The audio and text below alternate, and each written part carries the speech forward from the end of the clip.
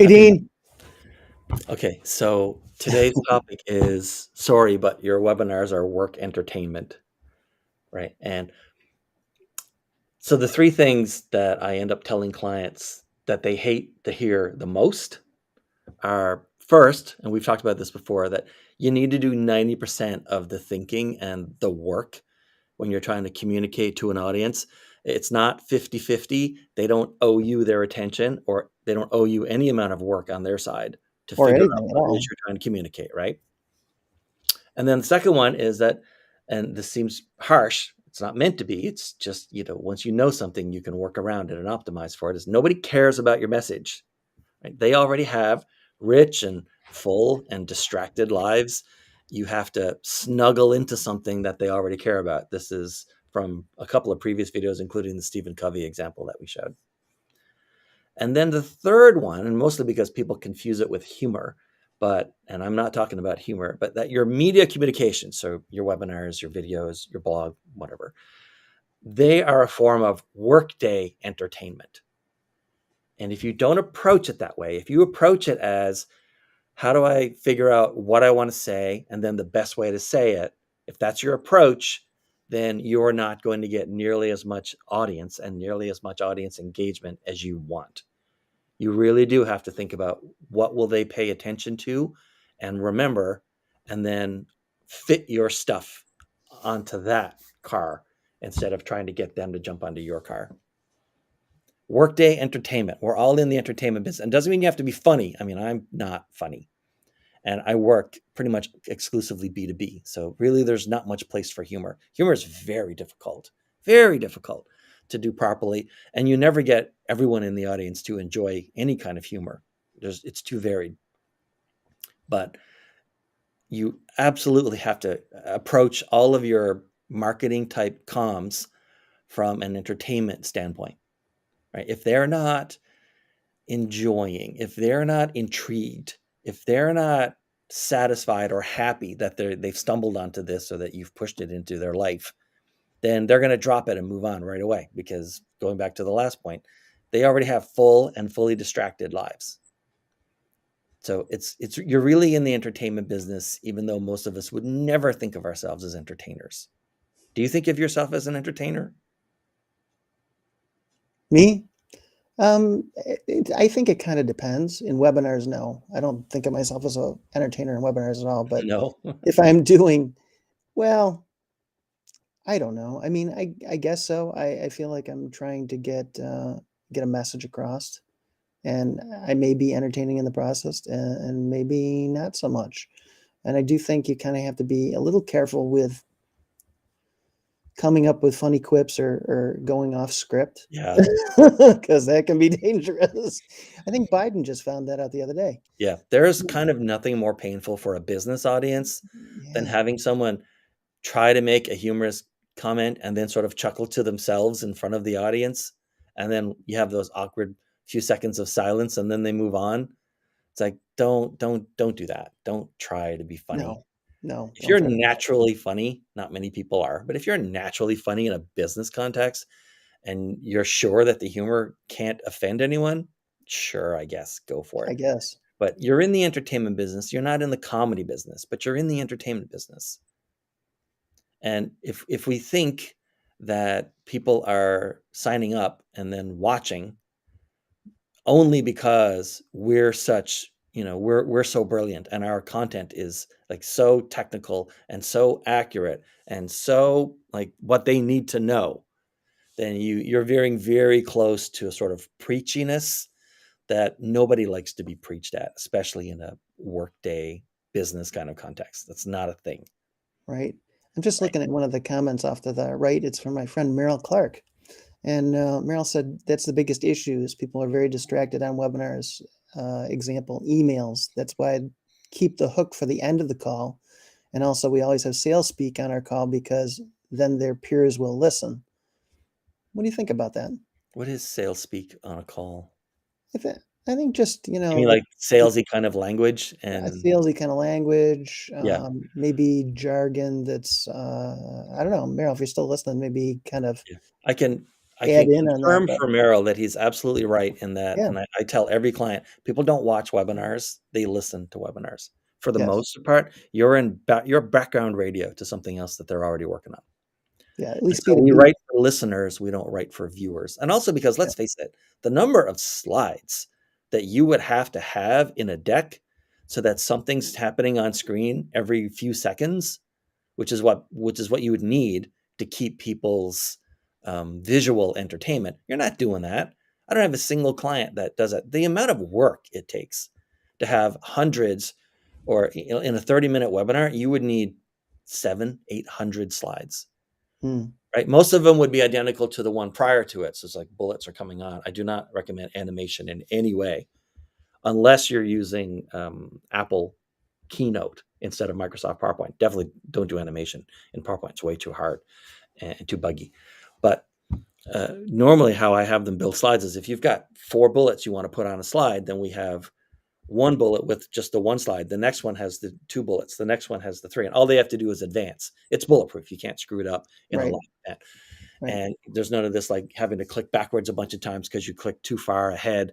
And then it has to figure out how to undo the animation. It's just a mess.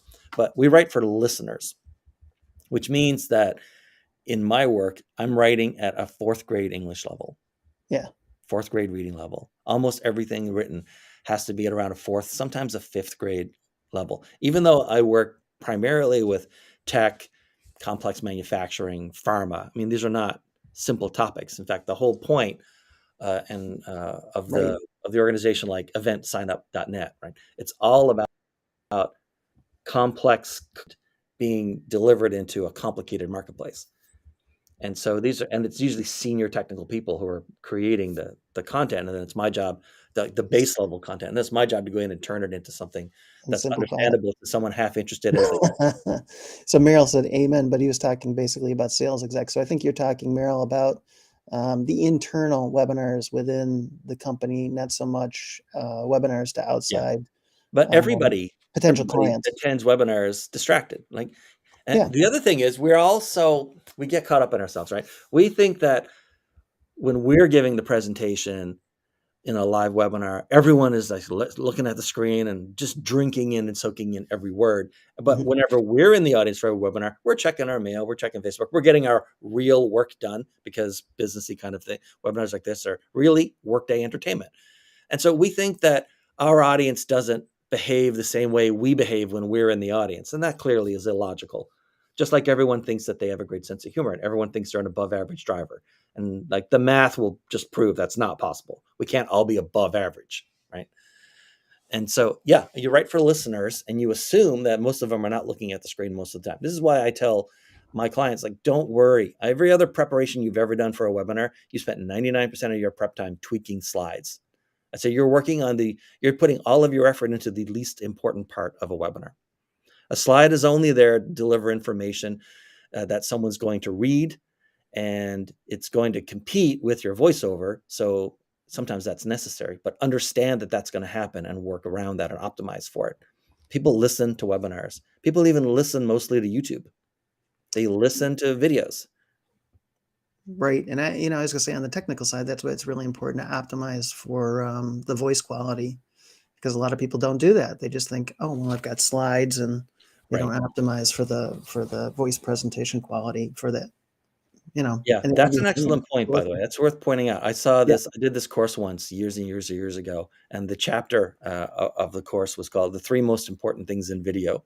And they were in order: audio quality, audio quality, and audio quality. Because people will watch a webinar if the visuals are crap, but the audio is good.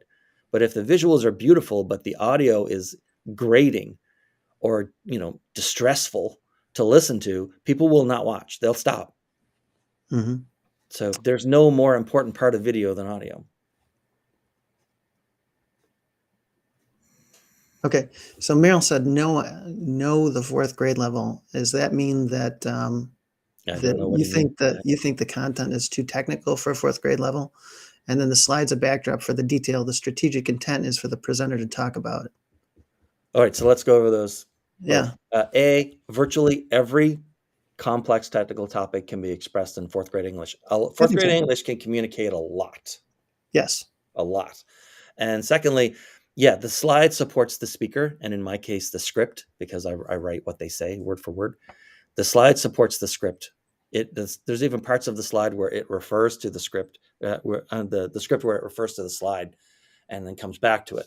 But yeah, if you do it the other way, the traditional way, the slide is the show, the main character, the slideshow, and you as a speaker are the supporting character. That's terrible. And also, if you don't have a script, what happens is the slide comes up, your mind has that little pause, and the audience has to wait while your brain comes up, sort of improvs what you're going to say this time, because you never say exactly the same thing, no matter how many Mm. times you rehearse, if you don't have a script. So if you just put up a slide, then you're doing this sort of instant improv. And over time, slide after slide after slide of instant improv, the audience gets a bit bored and distracted. Okay. So So Meryl says you're spot on with the fourth grade level. Love it. I always say keep it at a sixth grade level. Yeah, yeah. I mean, you're not far off. I think it's important to kind of simplify it as much as you can. But I mean, right.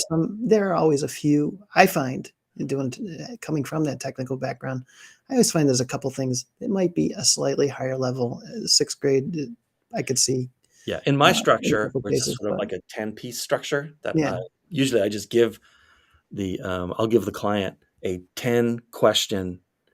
It's like what the audience is thinking, or what the audience's objections or fears might be as they listen to a yep, pitch. And then I'll give them, and I'll say, you just give me the bullet points for your answer for each of these. And then I go back in the document and I turn it into prose. And then I give it back to them, and they'll add in a little more, and so on. And then at the end of it, you strip out all the questions, and there's your script, and it's in their voice. But there's one specific section of that whole thing which goes into, basically it asks, like, how does this work?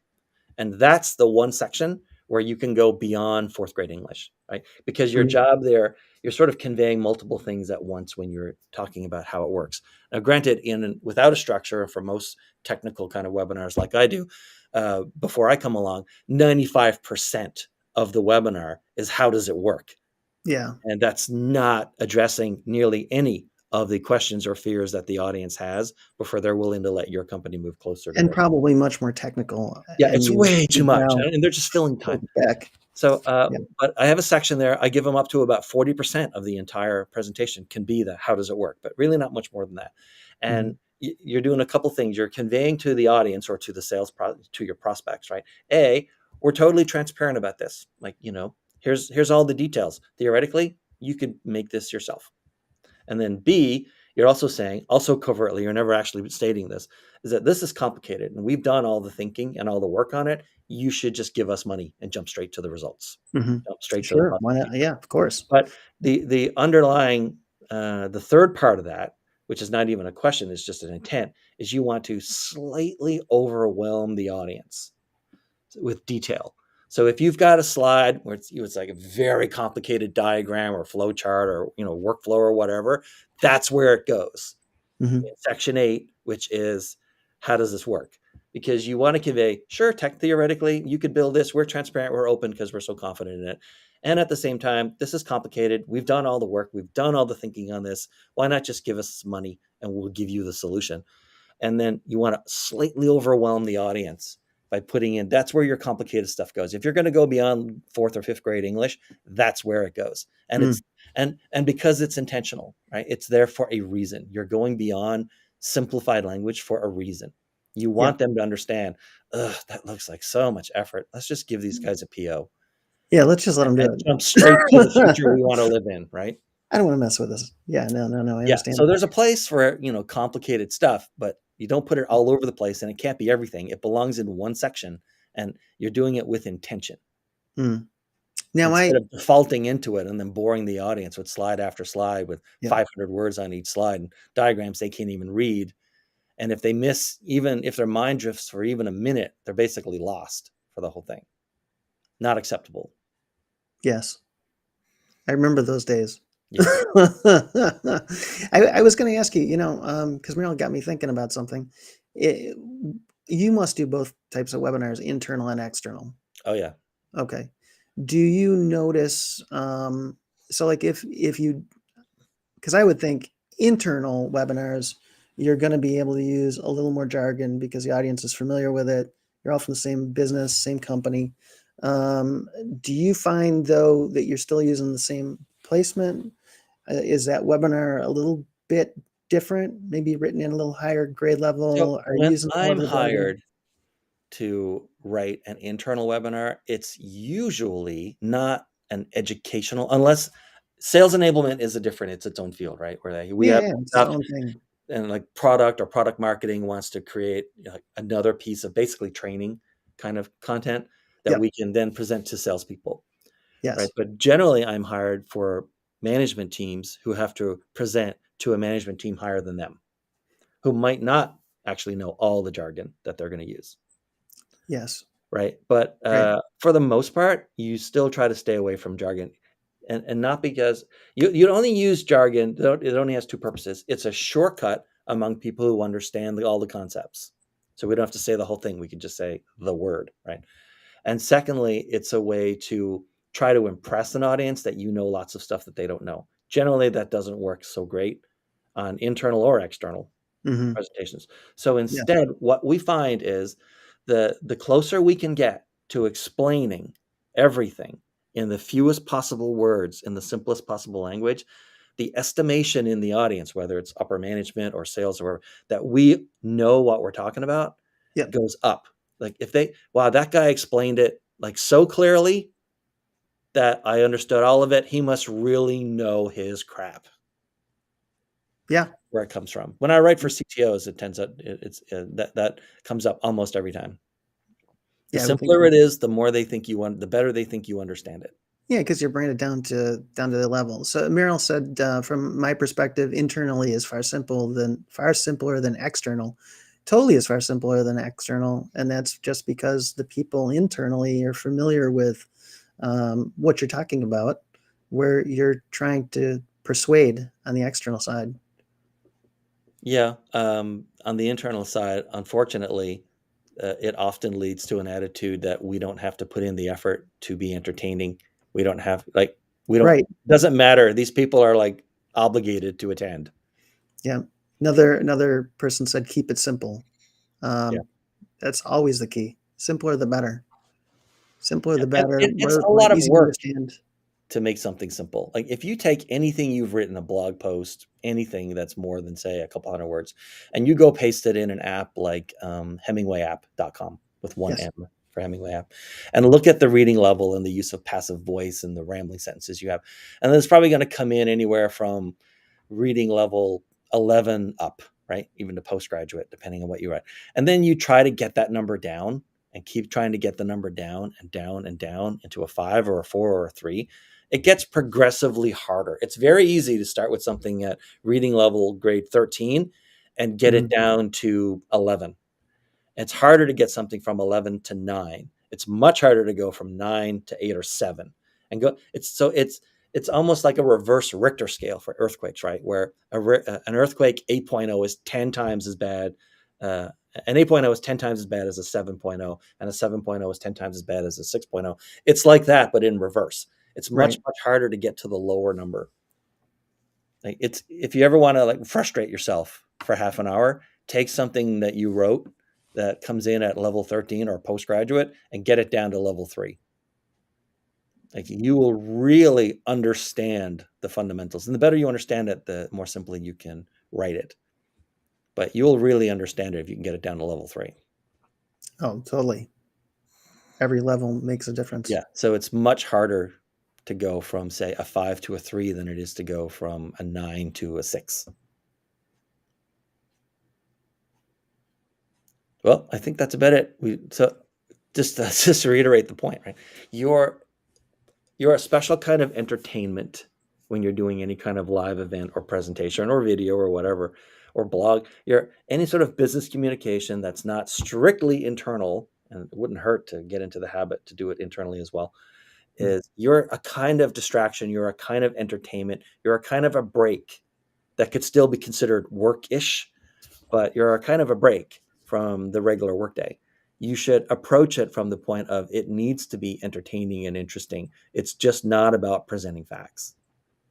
and it's worth the effort to think about what people will want to pay attention to and remember, and then figure out how to align your content to that instead of just saying, all right, what do I want to say? And what's the best way for me to wordsmith that? I hate that word, by the way, wordsmithing. Really hate that word. It's a terrible term. Mm. But it's your entertainment. You might as well just accept it. It doesn't mean that you're not, your content is less valuable. It's actually more valuable if it's business entertainment than Yeah. otherwise. So this is an interesting question that I think I've got a pretty good answer for. How do you keep ranking for SEO with such simple copywriting? And I think the way to do that is just keep it as simple as you can and bring in the SEO terms that you need along the way. One thing I can say, I've learned along the way is a lot of times our SEO tools lie to us. And so you really want to be cautious of what your customers and clients and internal, folks are giving you for keyword terminology to see if they're better buying keywords than what you're saying, and try to work those in with whatever you're doing. Right. So, there's a And couple that approaches falls back around. into us very similar. I talked about how, as a presenter, we think everyone's hanging on every word, but when we're in the audience, we're distracted and checking our mail and stuff like that. Mhm. You go and you search for something on Google, you are very rarely in the top 10 results, very rarely clicking through into an academic paper, which you'd think about it would have every term and exactly as complicated language as it needs. It doesn't happen. You're almost always in the top 10, which is the first page. Click anything in there, you're almost always going to come into a simplified, more entertaining, easier to comprehend version of whatever topic you're thinking about. Yeah, So I mean, clearly that approach for SEO must work because Google is bubbling all of those things up to the top. yeah, it tends to like simple It terms. likes it when people have put in the 90% of the work to Yeah, figure out the right way to do the communication. It yeah, rewards that. Right? And that's just, we don't need anything complicated to understand that. That's our own experience every single day. yeah. Rewards that Type and in a consistency. disease. You don't end up with like medical journal articles. If you type in a disease, you end up with, God, I mean, probably like stuff you shouldn't be reading, but you end up with all kinds of stuff that's way more comprehensible than that. Is that a Yeah, word? Comprehensible? I'm not even sure comprehensible. comprehensible is a word. I think Easy so. to understand Yeah, it's than easy to understand. Done. so It's just still our pretty own good. experience on any term you put into a search engine shows you that if you're Mhm. doing the 90% of the thinking and the communication work on behalf of the reader, then that's what gets rewarded for SEO. Yeah. You're welcome. All right. I think that's about it for me. We went a tiny bit longer than I thought we would, but there you That's right. go. We had lots of questions, and we're happy to Yeah. answer. Happy So, to answer questions. yeah, and feel free, if something comes up after this and you think of it, feel free to post it in the comments, and we'll make sure we get back to answer it. But thanks for participating, huh, everybody. Thanks, folks.